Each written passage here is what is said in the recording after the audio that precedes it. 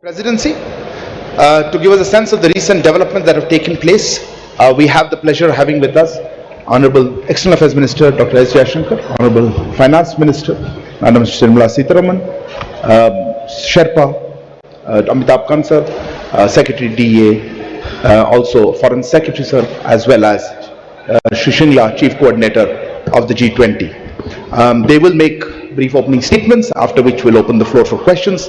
Please note that we may not be able to accommodate all your questions given the time limit, but I would request now, sir, if you would like to take the floor first. Thank you. Thank you very much. Friends from the media, it is a great pleasure for all of us to speak to you even as the G20 summit deliberations continue. You may be aware that at the start of the second session, the summit has adopted the G20 New Delhi Leaders Declaration. What I would like to do is to give you an overarching perspective of India's G20 presidency. Thereafter, I would request my colleague, Finance Minister Nirmala Sitharaman, to speak about the key outcomes from the finance track. The Indian G20 Sherpa, Amitabh Kant, will then similarly speak on the results of the Sherpa track. We would thereafter be very glad to respond to your questions and comments. The message of our presidency, as you are all aware, is that we are one earth, one family, and we share one future. This draws on an age-old belief of Vasudhaiva Kutumbakam. The entire proceedings of the New Delhi summit are in fact organized accordingly, with 3 sessions devoted to each aspect of this theme. Now, reflecting this approach, we have consciously sought to make this G20 as inclusive and broad-based as possible. It is witnessing the participation of its 20 member states, 9 invitee nations, and 14 international organizations.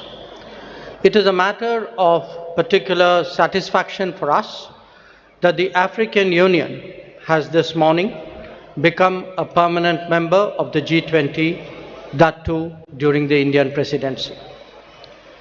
This is in keeping with the priority that we attach to addressing the urgent concerns of the global south.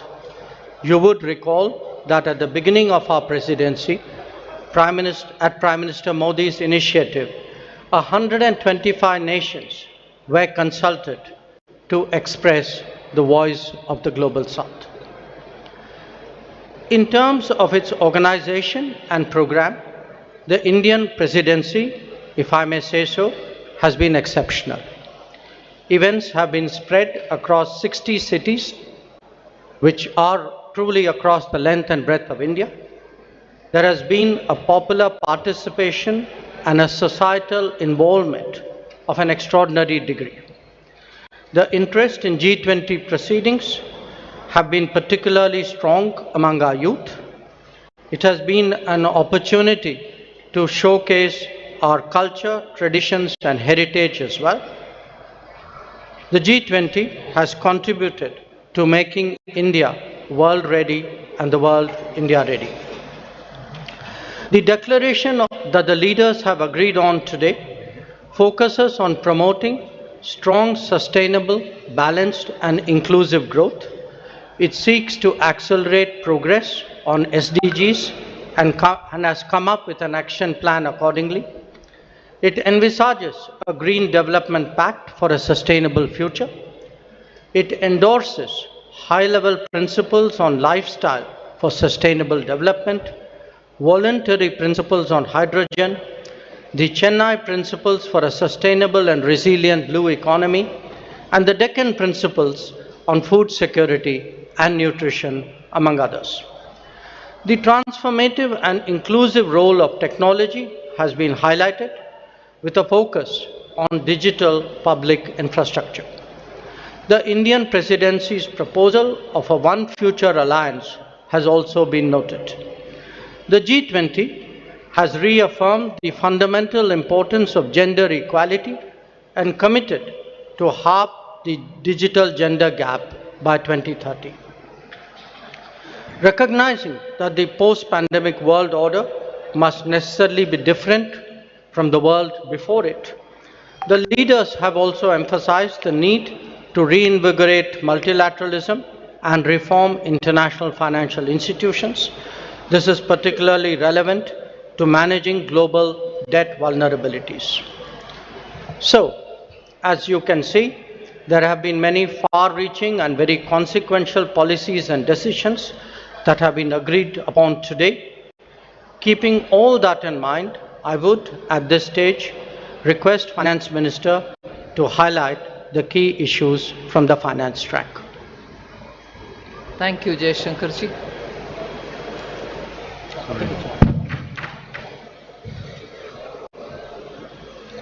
As was said by the External Affairs Minister, under the guidance of Honorable Prime Minister, India's G20 Presidency has worked for the theme One Earth, One Family, One Future. So today we are in a position to adopt, through the finance track, people-centric, action-oriented and far-sighted approach, and as a result of which several outcomes of the finance track will certainly reflect these objectives with which we started the negotiations. It has been very clear in our mind that we should ensure that no one is left behind in our pursuit of global solutions. So we have endeavored to support countries, especially those from the global south, to be an integral part of the global decision-making process. The G20, as you all know, is a very diverse group. Each country is at different milestones of economic development, and their trajectory is also very different in achieving their developmental goals. So through well-curated debates and careful assimilation of all the perspectives, the Indian presidency has crafted solutions that resonate with each member, offering a shared path forward for all. Many action-oriented outcomes of this presidency contain comprehensive strategies that cater to the unique needs and aspirations of all developing nations. We assumed the presidency at a challenging time of geopolitical tension. The Indian presidency has worked to ensure that these divergences don't overshadow the core developmental outcomes or concerns of the global community that demand collaborative solutions. So today, as I look back at the 10 months of Indian presidency, I am left with gratitude and satisfaction. I can confidently state that the Indian G20 presidency has walked the talk. Now, let me share with you just some of the key achievements of the Indian presidency, the finance track. First one is the outcomes which are focused on strengthening the MDBs to address shared global challenges of the 21st century. So under this strengthening MDBs, there are 4 key highlights that I'd like to bring to your notice. The first one is agreement on the need for a better, bigger, and more effective MDBs. It is so necessary to have better, bigger, and more effective MDBs because the developmental demands from all across the globe is so high, these institutions will have to be better and bigger. This is also going to contribute to enhancing representation and voice of developing countries in the decision making. The second under the MDBs, strengthening of MDBs, is the G20 Independent Expert Group on strengthening MDBs, and this was established and it has submitted its volume 1. The first report, their report consists of 2 volumes. The first volume has already been submitted. The report recommends a triple agenda that dovetails with the call for the bigger, better, and more effective MDBs. The third point in strengthening MDBs is the agreement to collectively work towards boosting World Bank's financing capacity. Here, the options will be explored that will deliver a powerful boost to the IBRD headroom to support low-income and middle-income countries. And the fourth, endorsement for the G20 roadmap for implementation of the recommendations of an independent panel on capital adequacy framework of the MDBs. So the CAF recommendations are focused on enabling MDBs to use their existing resources effectively. The roadmap estimates, this is going to be of interest for the media, the roadmap estimates that implementation of the CAF and the measures thereby will potentially yield additional lending headroom of approximately $200 billion over the next decade. So through these achievements, India has harnessed the opportunity provided by the G20 presidency to effectively articulate and embed the priorities of the global south in the larger global conversation on the MDB reforms. I move to the second, laying the building blocks for a globally coordinated and comprehensive policy and regulatory framework for crypto assets. The global push for clearer policies on crypto assets has gained momentum under the Indian presidency, and a global consensus is emerging on the same. The presidency will support the IMF and the FSB, and FSB is also setting the contours of the regulatory framework for a globally coordinated approach to crypto assets. So the presidency, with the support of IMF and the FSB, is setting these contours.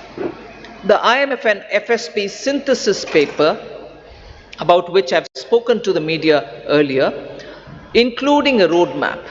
On that, I just want to give my observation.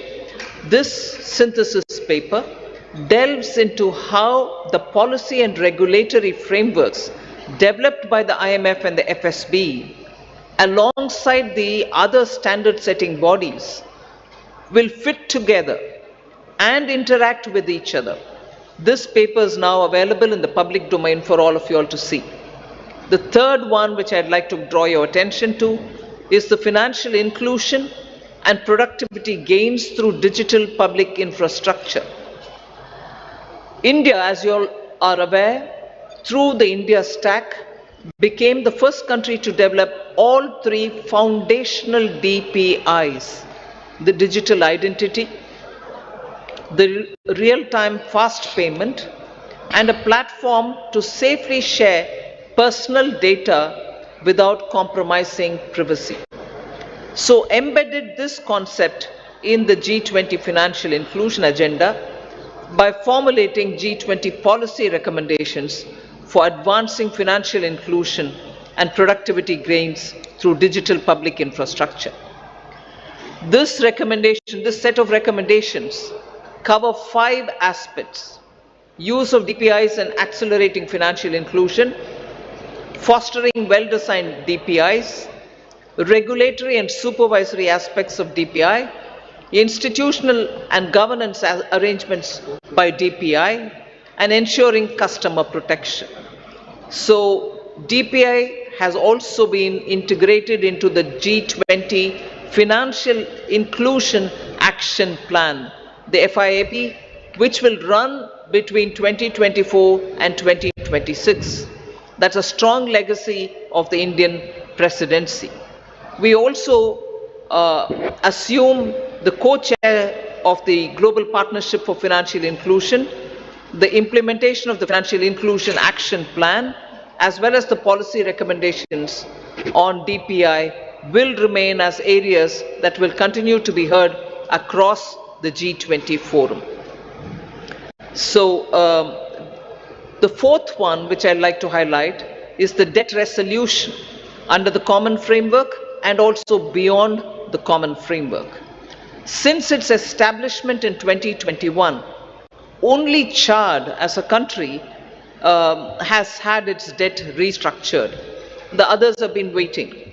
So since India took over the G20 presidency, good progress has been made in the ongoing country cases under the common framework of debt treatment, and the three countries in that are Zambia, Ghana, and Ethiopia.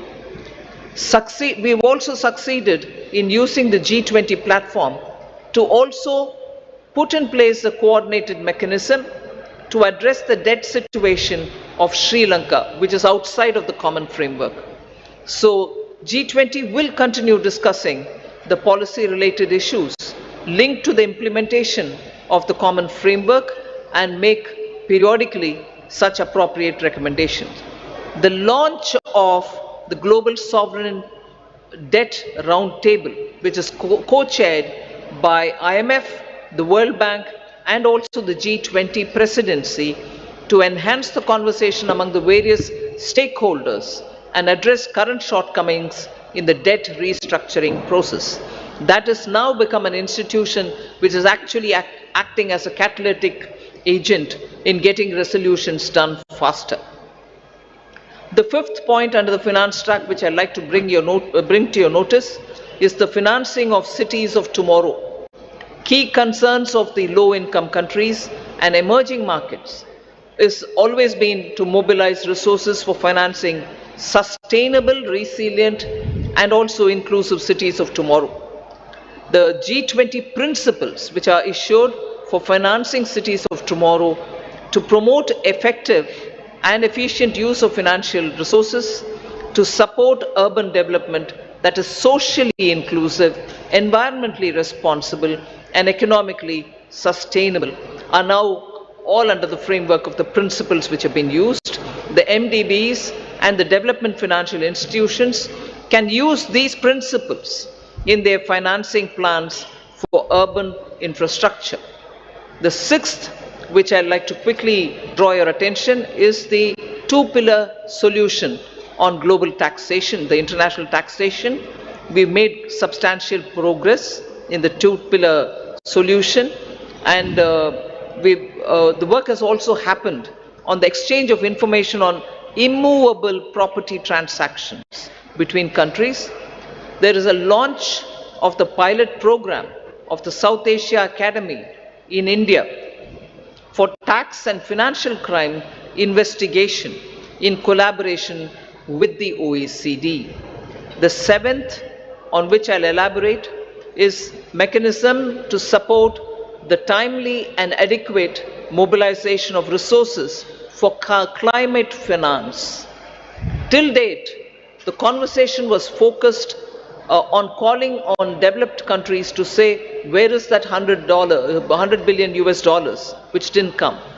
But Indian presidency adopted an action-oriented approach, and the G20 explored mechanisms that can support timely and adequate mobilization of resources for climate finance, facilitating access to multilateral climate funds and enhancing their leverage and ability to mobilize private capital has also been our focus. Special focus again on development, demonstration, deployment of green and low carbon technologies. Now the list of outcomes, I've pointed out 7, just 3 more which I'll not go into the detail, but you can take it as enough has been done on that. I'll also put it out for your consideration. Scaling up sustainable finance for social sectors, health and education. Technical assistance for capacity building. Then global conversation on transition policies, especially to include range of options, both on pricing and non-pricing. And the third one, enhancing finance health collaboration so as to cover many other work streams as well. So I listed out 7, elaborated on them, 3 others which have not elaborated, but on all of them, substantial progress and outcomes have been achieved. India's received tremendous support from the G20 members across the table.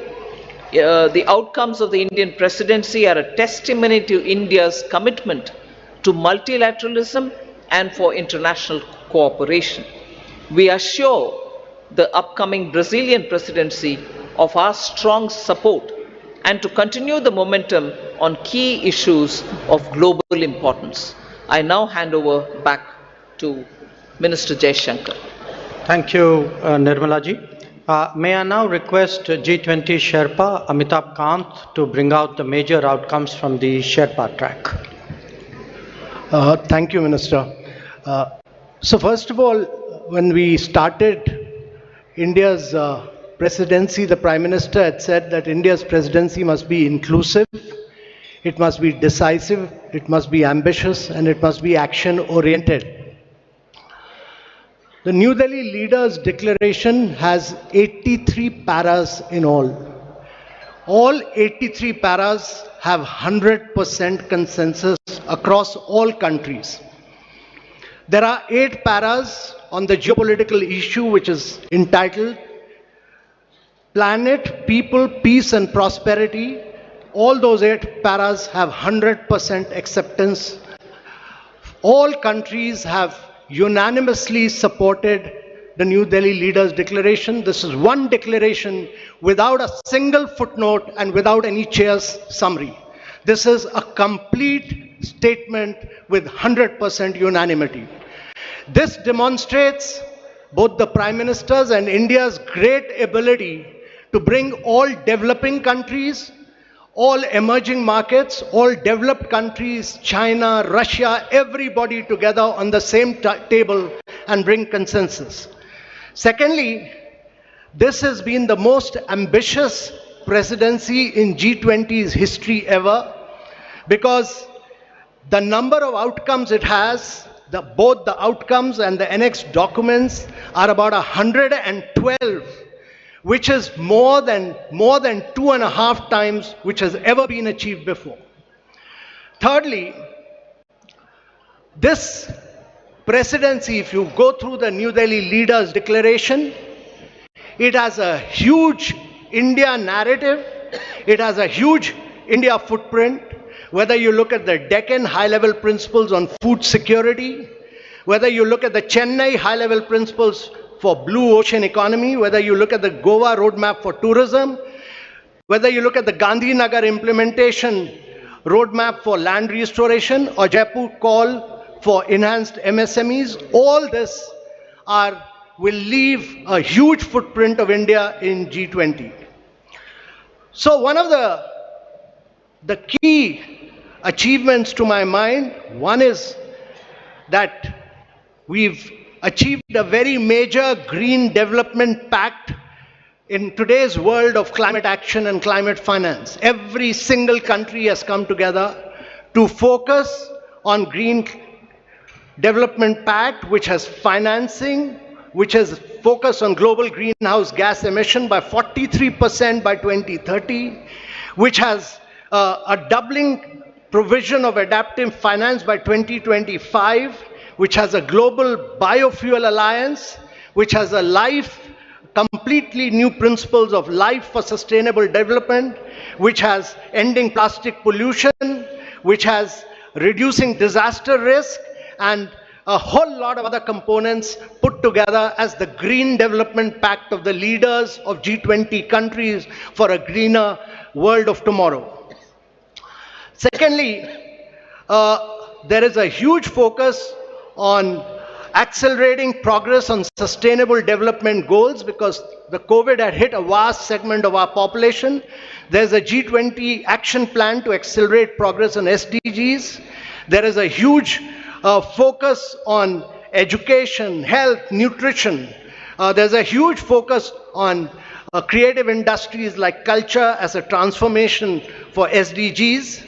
And there is a huge focus on inclusive and resilient growth in this entire things, most of which the finance minister has spoken about, so I'm not talking. But I think one of the biggest achievements of this New Delhi Leaders' Declaration is what we've achieved on women-led development with a massive focus on women empowerment and gender equality. And this focuses on reducing labor force participation gap, bridging the gender digital divide. There's a huge focus on gender inclusive climate action. There's a completely big focus on women's food security, nutrition and well-being. And we've created a new working group on empowerment of women, which Brazil will carry forward. There's the next key in the world. The G20 leaders are focused on artificial intelligence. They are focused on cyber security. Also, I would say that one of the key aspects of this presidency has been its focus on developing and emerging markets. No document of G20 has had such an immense focus on developing and emerging markets and the voice of the global south as this particular document has. This is a document of the global south. This is a document of the developing countries which came together and spelled out their priorities. And India has been the spokesperson of all the global south and spelled out their priorities in this document. This document also condemns terrorism. It denies terrorist groups safe haven and freedom of operation and many other things. But let me assure you that for the planet, there are several new initiatives on climate and health, and this has been an inclusive G20. This has been a very a G20 where the leaders give a direction to global agendas, and this has laid the foundation for very bold action. But more than anything else, it has amplified the voice of global south. It has also demonstrated that India has a huge capacity of bringing the world together and leading the world in developmental and geopolitical issues as well. So thank you very much, ladies and gentlemen. Thank you, Amitabh. Following up on my colleagues, let me add a few more remarks. While noting that the G20 is not the platform to resolve geopolitical and security issues, the leaders recognized that they can have significant consequences for the global economy.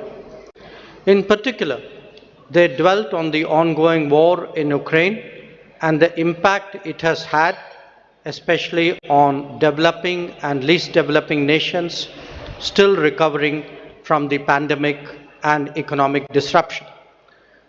The three F's, food, fuel, and fertilizers, were issues of special concern.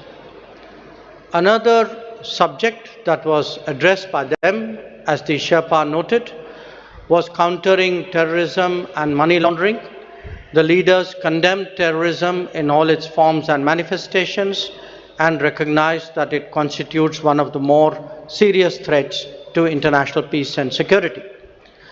So, in conclusion, as you can all see, all G20 member states have come to New Delhi with a strong sense of responsibility about addressing the most pressing global challenges. Speaking for India, we are clear that no one left behind, as the finance minister highlighted. No one left behind is as much a foreign policy goal as it is a domestic one. Indeed, it should be a global one. Obviously, there are differing viewpoints and interests at play in regard to the various issues under discussion. However, we have been able to find common ground on all of them. As a result, we can justifiably state that under Prime Minister Narendra Modi's guidance, the New Delhi summit has given clear directions for the growth and development of the global economy in the years ahead. We would be glad to respond to your queries. Thank you. Thank you very much, sir. Before I open the floor for questions, let me just mention that the document in question, the New Delhi Declaration, has been uploaded on the website about an hour ago, and please have a look at it. Let me open now the floor. I see gentlemen at the back. Yeah, right there at the back on the left. Yeah. Parikshit, right? Yeah, please. No, not there. Behind you.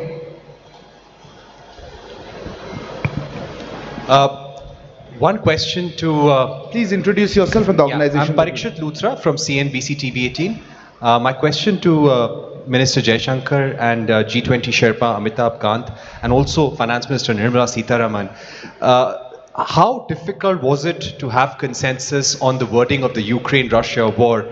This has been a difficult point in every conversation in the G20. There were several drafts circulated. We heard of a new draft this morning as well. Were there any countries which actually helped India in bringing consensus on the table? I see a name. I see the lady here. Please, ma'am. Yeah, you.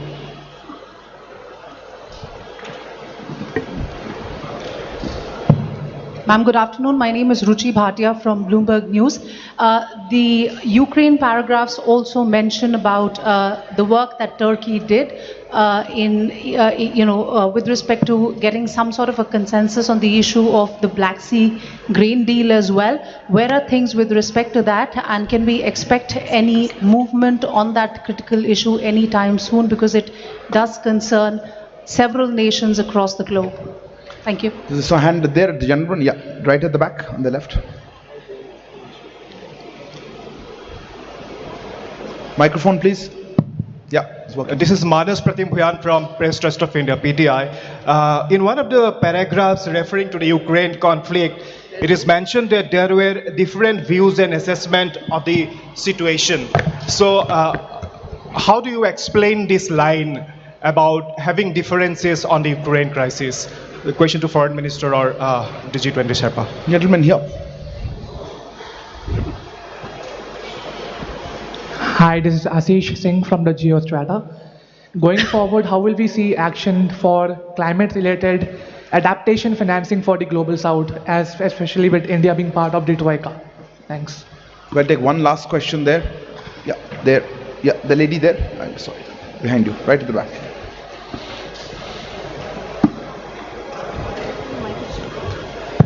Okay. Hi, I'm Hamna from Brute. I wanted to know, does India see itself as the leader of the Global South, and how did it assume this role? Because there's been a lot of conversation about bringing the Global South together. So, yeah. Sir, may I? I didn't get the last one. The last how does India see itself as leader of the As the leader of the Global South. Where is this lady? I'll just go with the stop, then I'll. Let me respond to some of the questions, and then I'd like request the Sherpa to come in on that after me. How difficult was it to forge consensus on the Ukraine issue? This, as we have pointed out, is a declaration of 83 paragraphs. It has a lot of content. There are a lot of subjects which have been covered, some of which we have spoken about.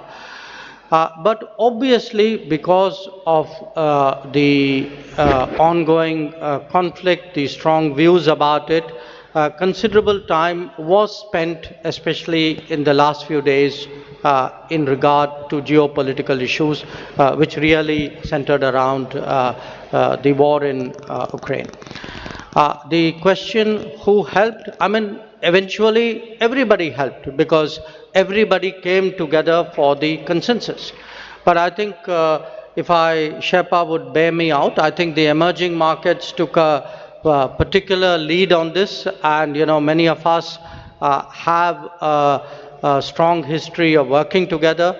Bear in mind that actually you have 4 developing countries in succession as G20 Presidency: Indonesia, us, Brazil, and South Africa.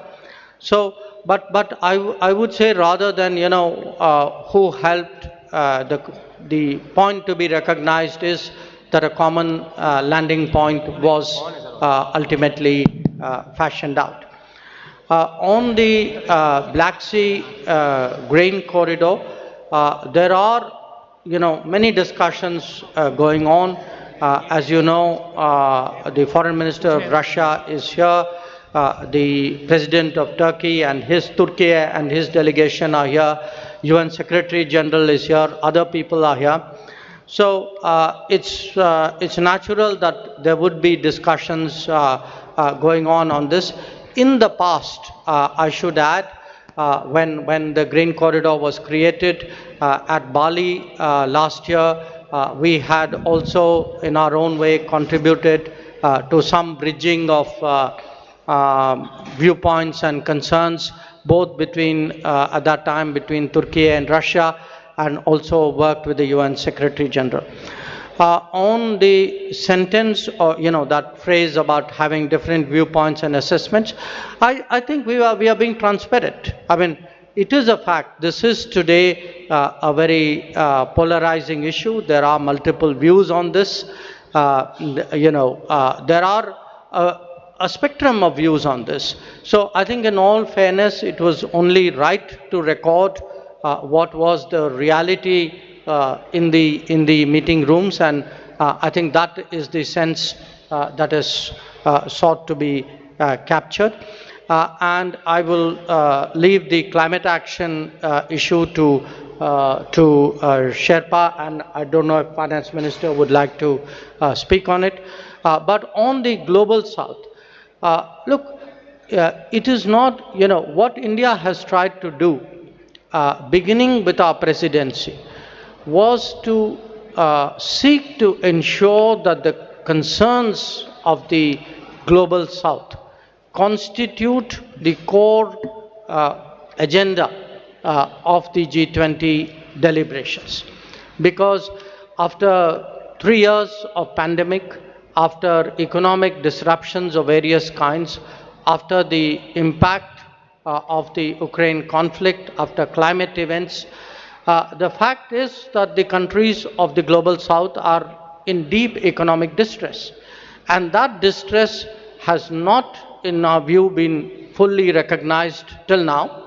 And we therefore very consciously started off with the Voice of the Global South Summit. But again, I emphasize, the voice was of the summit. It was the voice of 125 countries who participated in that summit. But we, as the G20 presidency, we saw it as our responsibility of distilling the views which were expressed in that summit and putting it before the rest of the G20. And we can take a lot of satisfaction that many of the issues that the finance minister highlighted, which the Sherpa highlighted, these are truly global south issues, and we hope that certainly the Delhi summit and the deliberations which will take place today and tomorrow would give strong guidance to take them forward. Sherpa, Amitabhji, if you want to add to it. On the Russia-Ukraine crisis, India worked very closely with Brazil, South Africa, and Indonesia. And I want to say that it was the emerging markets which played a very key role. India worked with all the emerging markets which played a very key role. There was very tough, very ruthless negotiations which went on for several days non-stop. And I really feel that in the end, the issue was clinched because of the leadership of the Prime Minister, because eventually we had to say that the leader wants it and this has to be delivered. And secondly, I really want to thank Mr. Jaishankar. I constantly took his advice and he guided me, and he gave me two really outstanding officers. One was Nag Naidu, who's a very outstanding officer and very enthusiastic, motivated young officer who worked with me, Inam Gambhir. They did a really outstanding job as far as the geopolitical issues concerned. I had two other Foreign Service officers who've done brilliant work, Abhay Thakur and Ashish Sinha, on different aspects. But on geopolitics, they've done a really spectacular work. So it was really great teamwork. It was just brilliant teamwork by India, which has enabled us to achieve consensus on an issue on which the world has evaded any consensus. Even the Bali document which we talk about, actually we could not move forward with it because we could not arrive consensus in it for the first meeting. And on climate, let me tell you that this is one of the most ambitious document on climate, because it talks about almost 5.9 It moves first the language from billions to trillions. And secondly, it talks about 5.9 trillion requirement for the presidency and for the G20 countries. And it lays a huge focus on life principles. It lays a huge focus on reforms of the multilateral institutions because they were designed for the World War II and not for climate action. So all of these, it talks about new financing instruments, many other things, but in totality, if you look at it, it's probably the most vibrant, the most dynamic, and the most ambitious document on climate action that has come out anywhere. Finance Minister. Just to add one line on the climate finance matter, the question was raised whether mitigation is being dealt with or not. It deals with the mitigation, all right, but it also looks at adaptation and resilience. I think now the debate on climate finance is also moving much more into resilience, whether it is infrastructure or planning for it or funding. Resilience takes precedence. That is one. And second, country-specific solutions are now going to be possible. It's not going to be one size fits all. The problem of each country, particularly on climate, is so different from one another. So this Delhi Declaration and also the discussions which were held during India presidency has focused on that. And thirdly, pricing and non-pricing tools are also now available for countries to adopt. It is not just going to be price it if it is carbon intensive and forget the others. Countries do demand pricing as one of the tools, but non-pricing solutions are also going to be a lot more friendlier to countries with different carbon emission levels. Thank you. Thank you. I'll open there's a lady here. Yeah, please. It's okay. No, ma'am, the microphone's already there. Yeah, go ahead, ma'am. You have the microphone.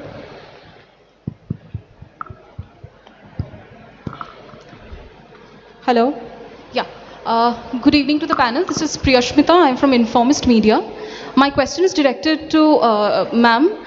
That is, now that there is a global acceptance of the fact, or at least a G20 acceptance of the fact regarding food and energy security, what is the immediate ramification on inflation and growth forecast, both domestically and globally, that you see?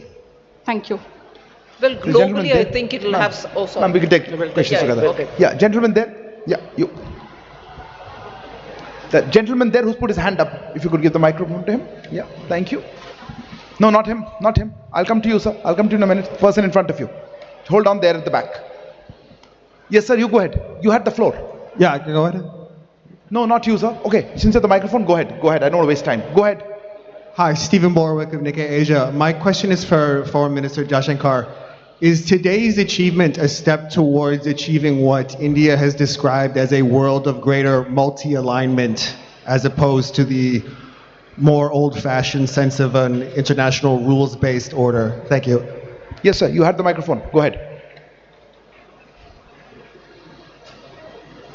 Is the microphone on? Yeah, thank you very much. I just wanted Mr. Minister Jaishankar. Please introduce yourself. Dr. Wail Awad from Sana, correspondent in India.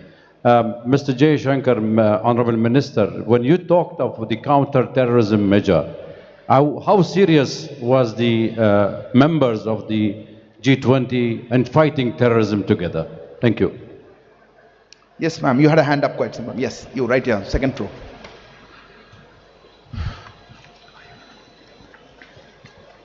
Samira Hussain with BBC News. I want to go back to Russia, and if you look at the language that was used in Bali, and you look at the language that was used now, gone is any reference to Russia and its aggression. Were those concessions made in order to get Russia to sign on? And do you think the weight of this has been watered down? And does that take away from its importance, especially when you're talking about fuel and food security? Yes, you. Yeah. Right in front. No, ahead of him, please. I saw his hand. Yes, you.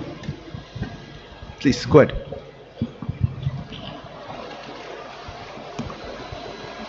Hello?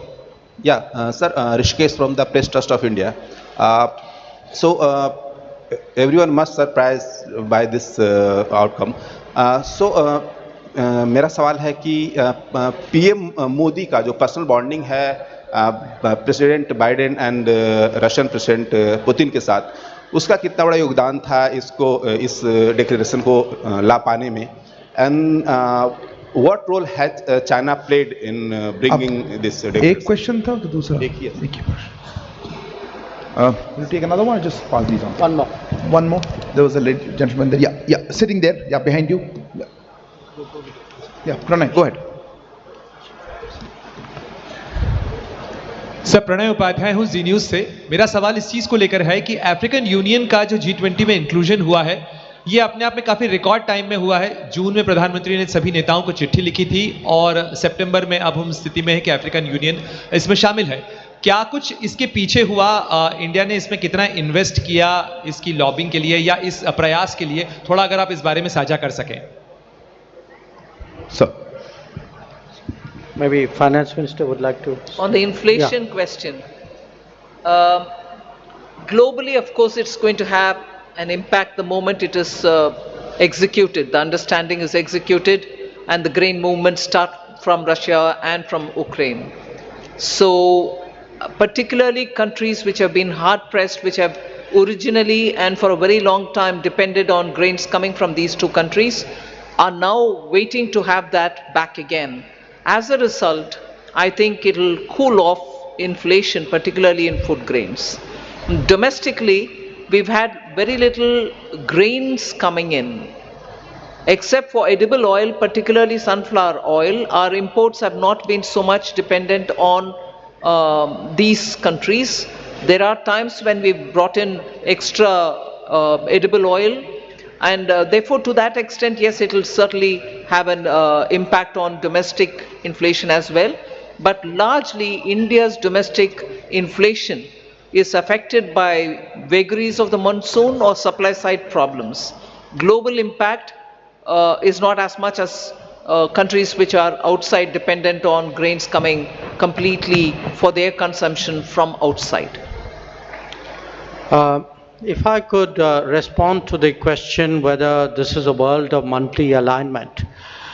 I mean, first of all, when we are talking about G20, let us remember that this is a forum for international economic cooperation.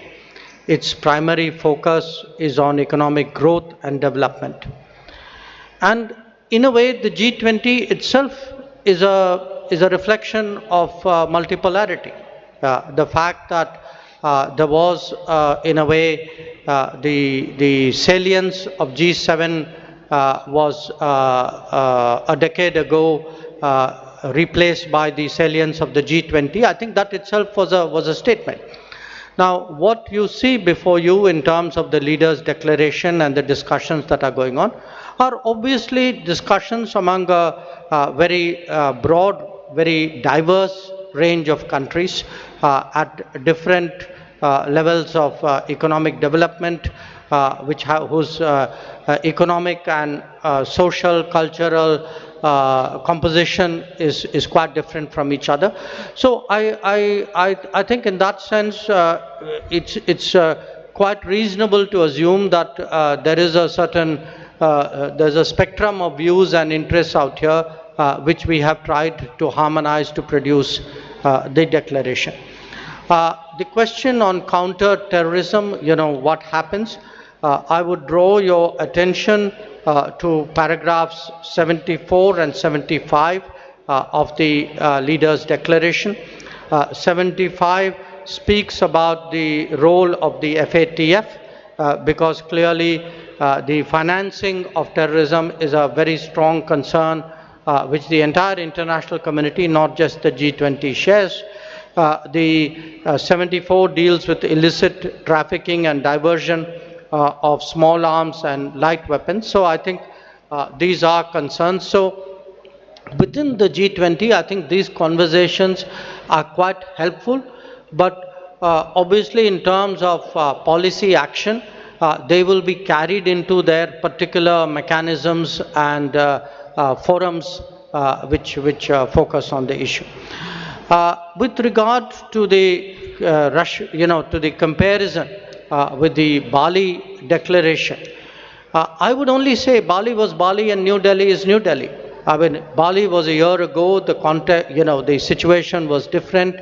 Many things have happened since then, and in fact, if you see in the geopolitical segment of the leaders' declaration, there are in totality 8 paragraphs, 7 of which actually focus on the Ukraine issue, and many of them highlight problems which are of great contemporary significance. I mean, including the efforts of the Istanbul agreements, the concerns about unimpeded deliveries of grain, foodstuff, and fertilizers, the issues of attacks on the relevant infrastructure. So I think it's, one should not have a theological view of this. I think the New Delhi Declaration responds to the situation and concerns as it is today, just as the Bali Declaration did in a situation which was there a year ago. And finally, with regard to the जो आपका जो सवाल था कि PM's personal bonding, today, in fact, not just today, yesterday, and in some cases at the Jakarta East Asia Summit as well, where the Prime Minister was there. Prime Minister did speak to a number of his counterparts with regard to what was under discussion at this summit. It is the responsibility of the Sherpa and of the ministers to put together the multiple strands and harmonize it into a document. But at the end of the day, I mean, I obviously do not want to go into very specific details, but at the end of the day, there are always gaps and issues and viewpoints. And I think today, especially Prime Minister's talking to a number of leaders during the day, his meetings yesterday with some of them, with others during the Jakarta meeting of the ES, I think were all very, very influential, or I would say almost determining in producing an outcome. और जो आखिरी सवाल जो आपका था कि AU का inclusion जो है उसकी गति माने बहुत तेज़ गति से हुई, मैं आप लोगों को एक याद दिलाना चाहता हूं कि जो बाली समिट के दौरान, बाली के समिट के अंत में जो उस समय अफ्रीकन यूनियन के अध्यक्ष जो थे, सेनेगल के राष्ट्रपति थे मैकी सॉल, तो वो उस समय प्रधानमंत्री और इंडोनेशिया के राष्ट्रपति के पास आए और उनकी शिकायत थी कि G20 की सदस्यता के बारे में जो अफ्रीकन यूनियन का जो हक जो बनता है उस पर बिल्कुल चर्चा नहीं हुई थी। तो उस समय प्रधानमंत्री जी ने उनको आश्वासन दिया था कि भारत के अध्यक्षता में ये मैं ज़रूर करवाऊंगा। जो मुझे याद है उन्होंने कहा कि ये मोदी की गारंटी है, और ये गारंटी आपने देखा है कि आज उन्होंने पूरा इसको डिलीवर किया है।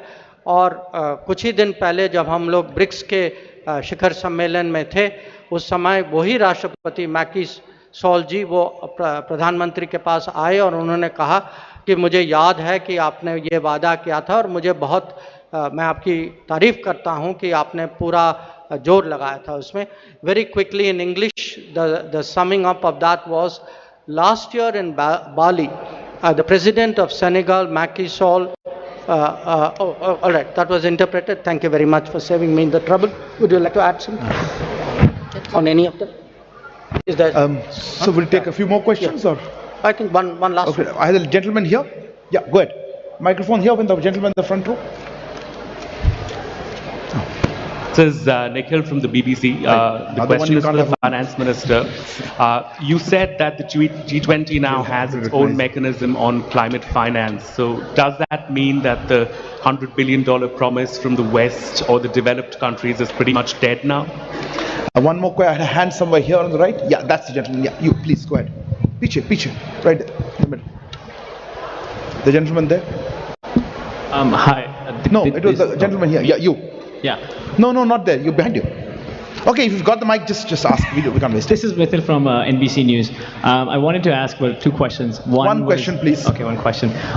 The absence of President Xi Jinping at this summit, does India see this as a snub towards Prime Minister Narendra Modi, especially with the border issues, as well as President Joe Biden?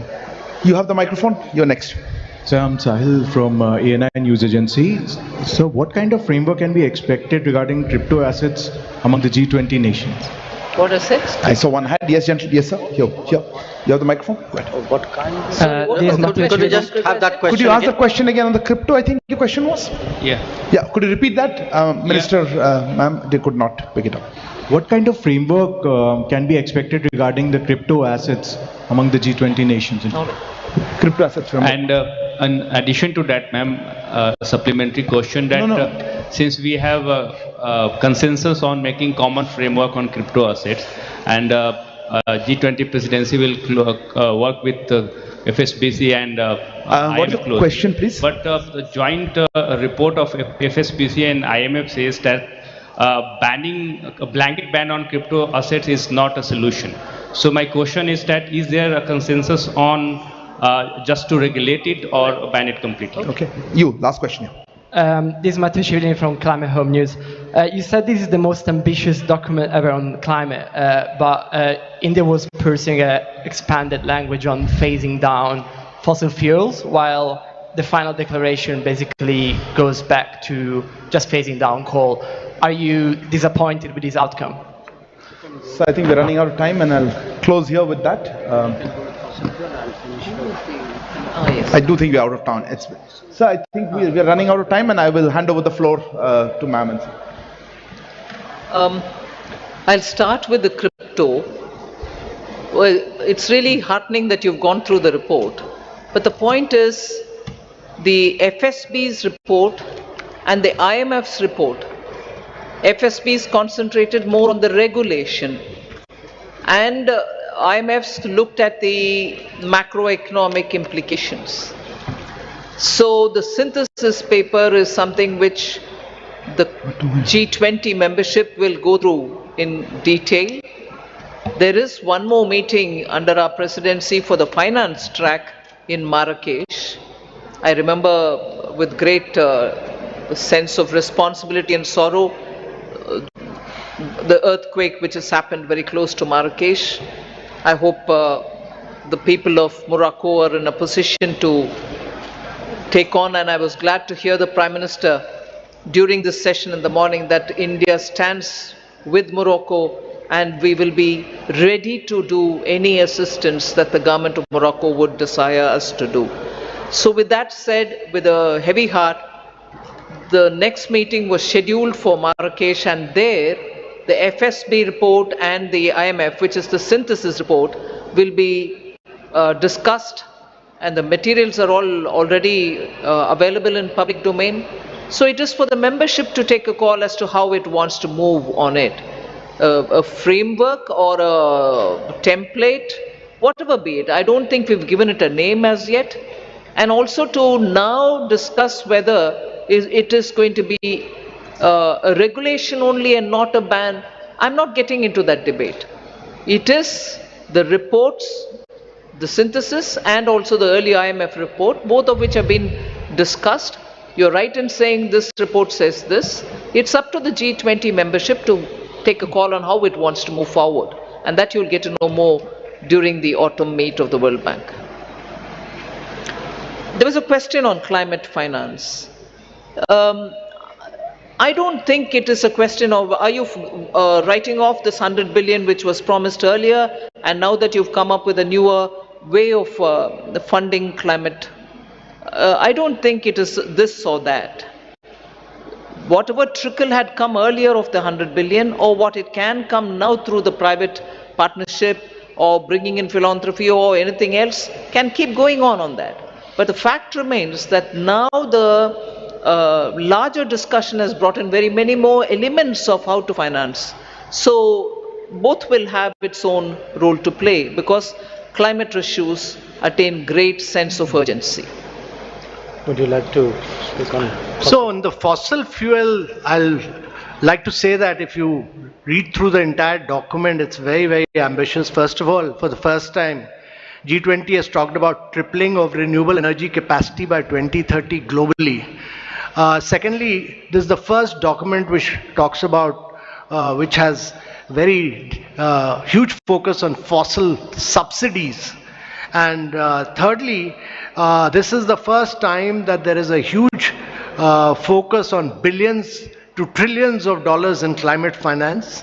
There is a huge focus on Global Biofuel Alliance, which will be launched today. There's a huge focus on green hydrogen, and also there's a massive focus on energy resource efficiency and circular economy industry coalition, and there's a focus on, to my mind, very huge focus on the document is actually a very, very strong focus on lifestyle for environment, which is life, which the Prime Minister has initiated, and several studies have said that it can lead to 20%, and IEA study has said that it can lead to 20% reduction in greenhouse emissions. So huge focus on climate action. So let me conclude with the last question, which is the levels of participation.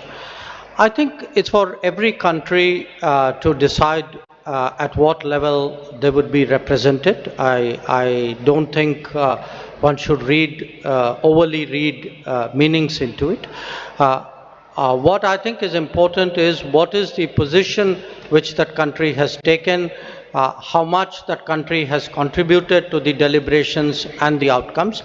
And I would say here that all the G20 members, and since the question was asked specifically about China, I would say China as well, that China was very supportive of the various outcomes, and it is only because the members